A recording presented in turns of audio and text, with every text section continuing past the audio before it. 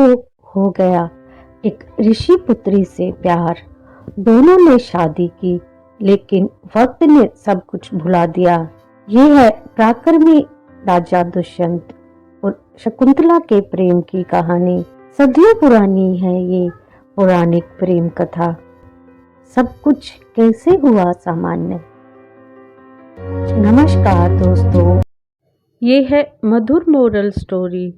महर्षि विश्वामित्र उन्होंने अपने तप और उग्र तपस्या के बल पर लगभग 1000 वर्षों की तपस्या के पश्चात ऋषि होने का वर प्राप्त कर लिया। लेकिन विश्वामित्र ब्रह्म ऋषि बनना चाहते थे, इसलिए पुष्कर के तट पर जाकर पुनः तपस्या शुरू कर दी। ऋषि विश्वामित्र की इस कठोर तपस्या से राजा इंद्रदेव विचार में पड़ गए।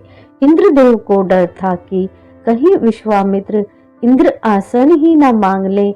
यह विचार कर उन्होंने तपस्या भंग करने के लिए अपनी अप्सरा मेनका को एक कन्या के रूप में धरती पर भेजा।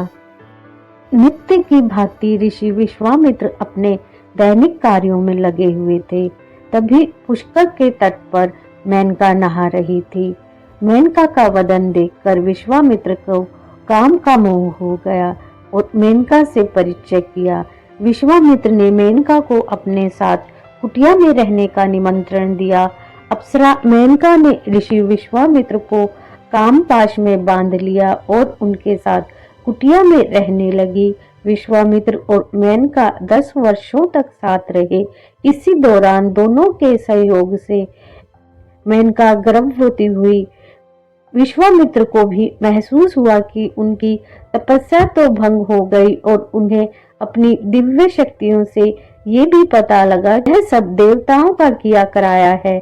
ऋषि विश्वामित्र के गुस्से से मेनका कांपने लगी, लेकिन विश्वामित्र ने मेनका पर कोई क्रोध नहीं किया और महर्षि विश्वामित्र उत्तर में कोशी नदी के किनारे जाकर तपस्या करने लगे। समय आने पर मेनका ने एक बहुत ही सुंदर कन्या को जन्म दिया, लेकिन मेनका के साथ दिक्कत यह थी कि वह नवजात को लेकर स्वर्ग नहीं जा सकती थी और उनका स्वर्ग जाना भी तो आवश्यक था। इसलिए मेनका बेटी को कणव ऋषि के आश्रम के पास छोड़कर स्वर्ग के लिए प्रस्थान किया। जब कणव ऋषि लड़की के रोने की आवाज सुनकर वहां आए तो शकुंतल नामक पक्षी उस लड़की की रक्षा कर रहे थे, इसीलिए उस कन्या का नाम पड़ा शकुंतला। शकुंतला कणव ऋषि के आश्रम में उनके शिष्यों और उनकी बहन गौतमी के साथ पलने बढ़ने लगी। आश्रम में सभी लोग जानते थे कि यह कन्या विश्वामित्र और मेनका की संतान है, लेकिन सभी ने शकुंतला को कणव ऋषि की पुत्री और अपनी ही बहन बेटी की तरह प्यार और सम्मान दिया। और जब शकुंतला बड़ी हुई तो वह अपनी माँ के समान ही सुंदर थी और अपने पिता के समान ही उसके मुख पर तेज था। उसी समय हस्तिनापुर में दुष्यंत नामक एक पराक्रमी राजा राज्य किया करते थे। दुष्यंत पुरुवंश के एक महान सम्राट थे। दुष्यंत बड़े धर्मात्मा और सदाचारी पुरुष थे। एक बार हस्तिनापुर नरेश दुष्यंत आकेट खेलने वन में गए। जिस वन में वे शिकार के लिए गए थे उसी वन में कणव मुनि का आश्रम था। कणव ऋषि के दर्शन करने के लिए महाराज दुष्यंत उनके आश्रम पहुंच गए। पुकार लगाने पर एक अति लावण्यमयी कन्या ने आश्रम से निकलकर कहा, हे राजन, महर्षि तो तीर्थ यात्रा पर गए हैं, किंतु आपका इस आश्रम में स्वागत है। उस कन्या को देखकर महाराज दुष्यंत ने पूछा, आप कौन हैं? बालिका ने कहा, मेरा नाम शकुंतला है और मैं कणव ऋषि की पुत्री हूँ। कन्या की बात सुनकर महाराज दुष्यंत आश्चर्यचकित होकर बोले, महर्षि तो आजन्म ब्रह्मचारी हैं, फिर आप उनकी पुत्री कैसे हुई? उनके इस प्रश्न के उत्तर में शकुंतला ने कहा, वास्तव में मेरे माता पिता अप्सरा मेनका और ऋषि विश्वामित्र है। मेरी माता ने मेरे जन्म होते ही मुझे वन में छोड़ दिया था और मेरे पिता अपनी तपस्या के लिए चले गए, जहाँ पर शकुंत नामक पक्षी ने मेरी रक्षा की, इसीलिए मेरा नाम शकुंतला पड़ा। उसके बाद कण्व ऋषि की दृष्टि मुझ पर पड़ी और वे मुझे अपने आश्रम में ले आए। उन्होंने ही मेरा भरण पोषण किया। जन्म देने वाला, पोषण करने वाला तथा अन्न देने वाला, ये तीनों ही पिता कहे जाते हैं। इस प्रकार कण्व ऋषि मेरे पिता हुए। शकुंतला के वचनों को सुनकर महाराज दुष्यंत ने कहा, शकुंतले, तुम क्षत्रिय कन्या हो, तुम्हारे सौंदर्य को देखकर मैं अपना हृदय तुम्हें अर्पित कर चुका हूँ। यदि तुम्हें किसी प्रकार की आपत्ति ना हो तो मैं तुमसे विवाह करना चाहता हूँ। शकुंतला भी महाराज दुष्यंत पर मोहित हो चुकी थी, अतः उसने अपनी स्वीकृति प्रदान कर दी। दोनों ने गंधर्व विवाह कर लिया। कुछ काल महाराज दुष्यंत ने शकुंतला के साथ विहार करते हुए आश्रम में ही व्यतीत किया। फिर एक दिन वे शकुंतला से बोले, प्रियतमे, मुझे अपना राज्य कार्य देखने के लिए हस्तिनापुर प्रस्थान करना होगा। महर्षि कण्व के तीर्थ यात्रा से लौट आने पर मैं तुम्हें यहाँ से विदा कराकर अपने राजभवन में ले जाऊंगा। इतना कहकर महाराज ने शकुंतला को अपने प्रेम के प्रतीक के रूप में अपनी स्वर्ण मुद्रिका दी और हस्तिनापुर चले गए। जब दुष्यंत अपने महल लौट गए तो शकुंतला उनकी याद में खोई रहने लगी। शकुंतला को कुछ और सूझता ही नहीं था। इसी दौरान अत्रि और अनुसुईया के पुत्र कण्व ऋषि के आश्रम में हारे। दुर्वासा ऋषि को अति क्रोधी माना गया है। ऋषि दुर्वासा के आने पर शकुंतला को उनका आतिथ्य सत्कार करना था, क्योंकि ऋषि कण्व की अनुपस्थिति में वही आश्रम में अतिथियों का आदर सत्कार करती थी। लेकिन दुष्यंत की यादों में डूबी शकुंतला को ऋषि दुर्वासा के आने का पता ही नहीं चला। महर्षि दुर्वासा इस बात से अत्यंत क्रोधित हो गए और उन्होंने शकुंतला को श्राप देते हुए कहा कि जाओ, जिस भी व्यक्ति के प्रेम में तुम मेरी अवहेलना कर रही हो वह तुम्हें एकदम से भूल जाएगा, उसे तुम याद ही नहीं रहोगी। दुर्वासा ऋषि के श्राप को सुनकर शकुंतला का ध्यान टूटा और वह उनके चरणों में गिरकर क्षमा प्रार्थना करने लगी। शकुंतला की सखियों के समझाने पर शकुंतला के क्षमा प्रार्थना से गर्वित होकर दुर्वासा ऋषि ने कहा, अच्छा, यदि तेरे पास उसका कोई प्रेम चिन्ह होगा तो उस चिन्ह को देखकर उसे तेरी स्मृति हो जाएगी। इधर शकुंतला को गर्व हो आया था और शकुंतला इस बात से परेशान थी कि कण्व ऋषि को यह बात कैसे बताई जाए। कुछ काल पश्चात कण्व ऋषि तीर्थ यात्रा से लौटे। लेकिन जब कण्व ऋषि आश्रम में आए तो एक आकाशवाणी हुई और उन्हें पहले ही बता दिया कि दुष्यंत और शकुंतला का गंधर्व विवाह हो चुका है। कण्व ऋषि इस बात से प्रसन्न हुए क्योंकि विश्वामित्र की बेटी शकुंतला भी एक राज परिवार से ताल्लुक रखती थी, क्योंकि विश्वामित्र एक राजा थे और वह भी एक राजकन्या थी।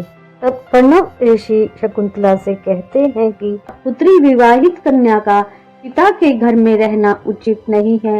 एक बेटी का घर उसका ससुराल होता है और तुम्हारे गर्भ में पल रहे बालक को भी अपने पिता की आवश्यकता होगी। जब शकुंतला 2 ऋषि कुमारों और गौतमी के साथ हस्तिनापुर जाने के लिए तैयार हुई तो कण्व ऋषि की आंखों में आंसू थे। शकुंतला पूछती हैं कि महर्षि पिता, आप क्यों रो रहे हैं? आप तो जग के मोह माया से परे हैं, आप तो महर्षि हैं।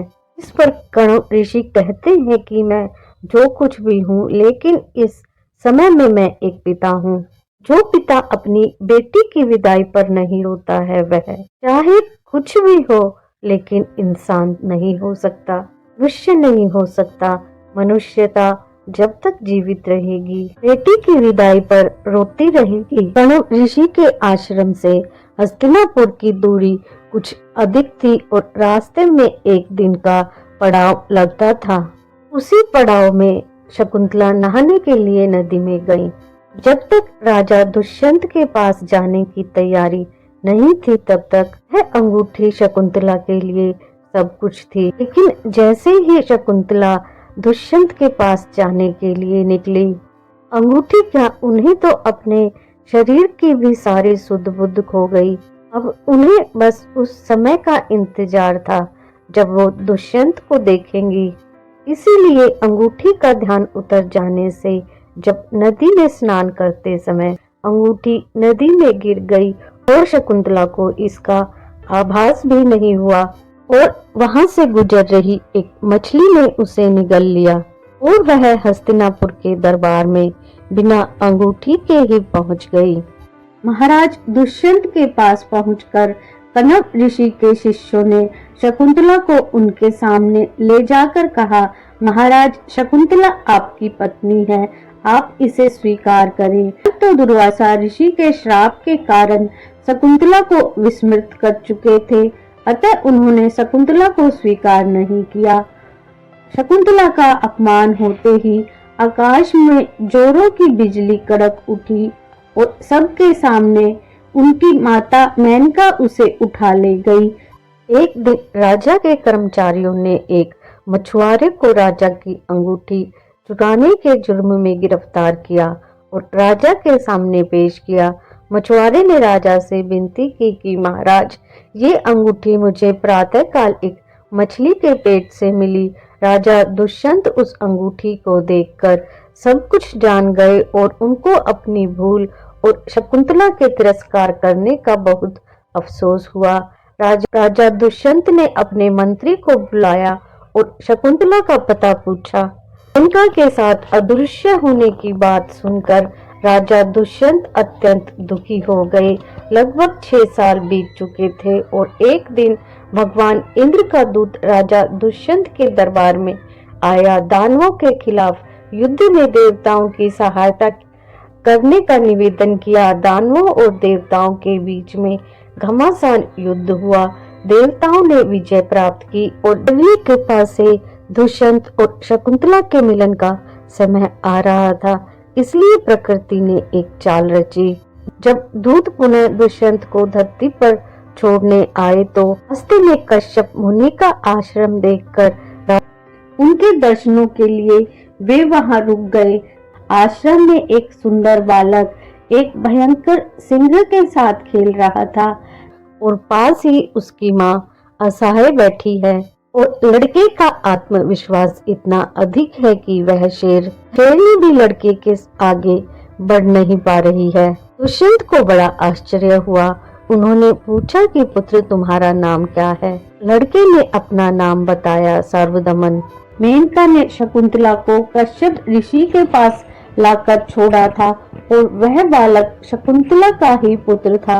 उस बालक को देखकर महाराज के हृदय में प्रेम की भावना उमड़ पड़ी। वे उसे गोद में उठाने के लिए आगे बढ़े तो शकुंतला की एक सखी चिल्ला उठी, हे भद्र पुरुष, आप इस बालक को ना छुएं, अन्यथा उसकी भुजा में बंधा काला डोरा सांप बनकर आपको डस लेगा। यह सुनकर भी दुष्यंत स्वयं को ना रोक सके और बालक को अपनी गोद में उठा लिया। अब सखी ने आश्चर्य से देखा कि बालक की भुजा में बंधा काला डोरा पृथ्वी पर गिर पड़ा है। सखी को ज्ञात था कि महर्षि द्वारा बांधा गया यह डोरा जब भी उसका पिता उसे अपनी गोद में लेगा तो पृथ्वी पर गिर जाएगा। सखी ने प्रसन्न हो उस समस्त वृतांत को सुनाया। शकुंतला महाराज दुष्यंत के पास आई।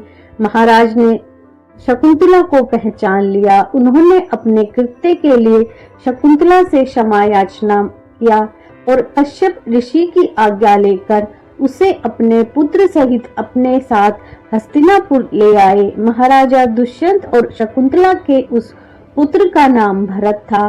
बाद में वे भरत महान प्रतापी सम्राट बने और उन्हीं के नाम पर हमारे देश का नाम भारतवर्ष हुआ। Thank you for watching. Like, share and subscribe.